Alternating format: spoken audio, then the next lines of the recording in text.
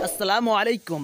इस्लाम फैलाने के लिए JN मीडिया WB चैनल को सब्सक्राइब कीजिए। किसान कानून क्या है नहीं जानते। MSP को खत्म करने की कोशिश है। अभी किसान डायरेक्ट अपनी मर्जी से मंडी में जाकर अनाज को बेचते हैं, मकई को बेचते हैं, जो ज्यादा कीमत दे उसको बेच सकते। लेकिन अभी जो कानून आया, इस कानून के तहत मंडी को खत्म करने की बात कही जा रही। डायरेक्ट ये प्राइवेट एजेंट आपके गांव में पहुंचेंगे, आपसे एग्रीमेंट करेंगे कि तुम अनाज बो, 5 एकड़ जमीन में तुमको 1000 रुपए क्विंटल अभी से फिक्स कर लो। शरीयत के अंदर इसकी इजाजत नहीं, इसलिए कि अभी तो वो चीज वजूद में आई नहीं। आप इसको कैसे बेच रहे हैं, इस चीज को अभी लागू कर रहे हैं कि नहीं भाई, तुम 1 साल पहले एग्रीमेंट बना लो कि तुम अनाज पैदा करोगे, तुमको 1000 रुपए क्विंटल हम देंगे। पता चला कि 1000 रुपए क्विंटल पे एग्रीमेंट हो गया। किसान ने जब बनाकर तैयार किया तो जब बिकने का टाइम आएगा उस वक्त कीमत अगर 1500 हो गया तो किसानों का तो चूना लग जाएगा। यह कानून अभी लाने की कोशिश की जा रही, मंडियों को बंद करने की कोशिश की जा रही। अगर आप पढ़े लिखे होंगे तो MSP को भी जानेंगे। मैक्सिमम MSP मैक्सिमम या मिनिमम सपोर्टिंग प्राइस, ज्यादा से ज्यादा किसानों की कीमत के मुताबिक उनके फसल को खरीदो फरोख्त करने को MSP बोलते हैं। सरकार इसको बंदिश लगाने पे, उनकी आजादी को सल्ब करने के लिए हर मुमकिन कोशिश कर रही। और ये कैसे लाया गया? अध्यादेश के जरिए। अध्यादेश क्या होता है? जब कोई सिचुएशन इमरजेंसी की होती है तो लोकसभा राज्यसभा में कोई बिल पास नहीं होता, डायरेक्ट उसको लागू कर दिया जाता है, डायरेक्ट ऑर्डिनेंस के जरिए लागू कर दिया जाता है, बाद में लोकसभा राज्यसभा में पास किया जाता है। जब कोई ऐसी सिचुएशन आती है उसको, तो किसान के ऊपर तो कोई ऐसी सिचुएशन आई ही नहीं थी। जबरदस्ती कोरोना के जमाने में सब लोग घर में सो रहे थे, सारे MP MLA उधर अंदर कानून लेकर के आ गए। क्यों? अंबानी और अदानी के गोडाउन को भरने के लेकर के आ गए। तो इन चीजों के खिलाफ आप आवाज कब उठा सकते हैं? जब आप जानकार हों, जब आप पढ़े लिखे हों, तभी आप मैदान में आएंगे, तभी आप मुकाबला करेंगे। मेरे हिंदू भाइयों, आपके लिए भी नुकसानदेह है ये, मुसलमानों आपके लिए भी नुकसानदेह है, किसानों के लिए नुकसानदेह है।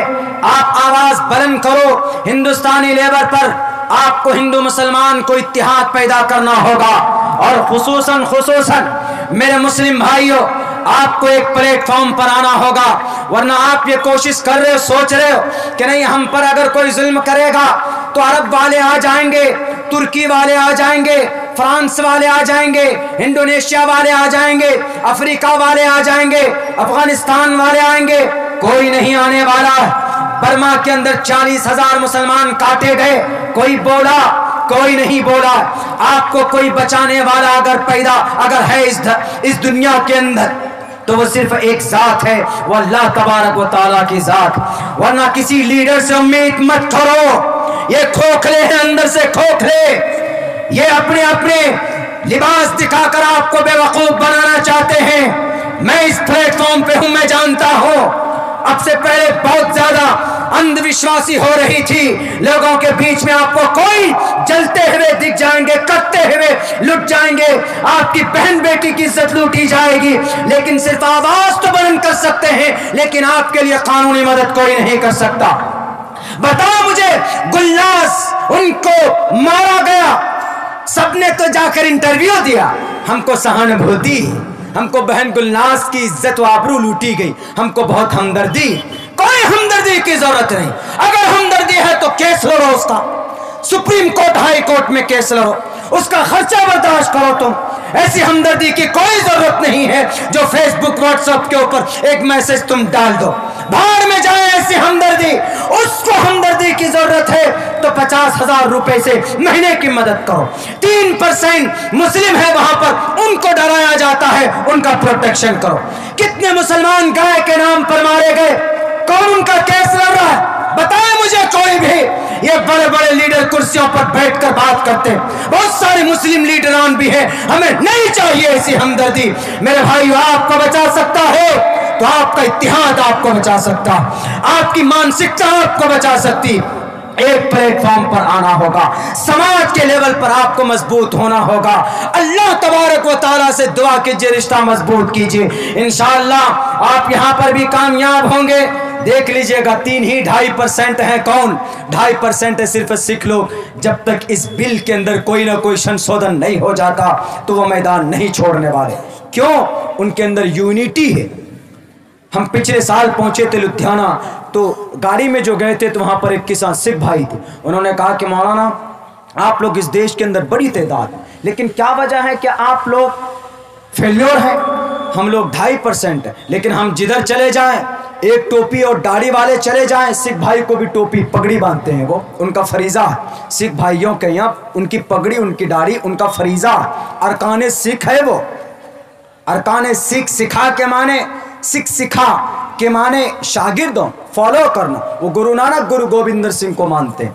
सिख भाई वेदों से निकले। क्यों निकले? क्योंकि वेदों के मानने वालों में बहुत सारा पक्ष हो गया, बहुत सारे जात धर्म हो गए थे। इसीलिए वेद ने कहा यहाँ ना पक्ष बातें कुछ राखूं, वेद पुराण संत मत भाको, शूद्रो ब्राह्मणता में की कोई शूद्र नहीं, कोई ब्राह्मण नहीं, साफ लफ्जों में कहा। तब गुरु नानक ने अलग होकर अपना एक अलग स्टैंड कायम किया। गुरु नानक के मानने वालों को सिख कहा जाता। उन्होंने कहा कि मौलाना हम एक प्लेटफॉर्म पर हैं, हम हिला देते हैं और वो हिला देंगे। मुसलमानों आप एक प्लेटफॉर्म पर हो, आपके नौजवानों को मारा जाता है, क्या किया हमने? हम कुछ नहीं कर पाए, कानूनी एतबार से हम कुछ नहीं कार्रवाई कर पाए। क्या कर पाते? कुछ नहीं। हमारी बहनों की इज्जत लूटी जाती, हमारे मसाजिद गिराए जाते, हम कानूनी एतबार से भी कुछ नहीं कर पाते। अल्लाह तबारक व तआला की तरफ से भी कोई मदद आपकी नहीं आती।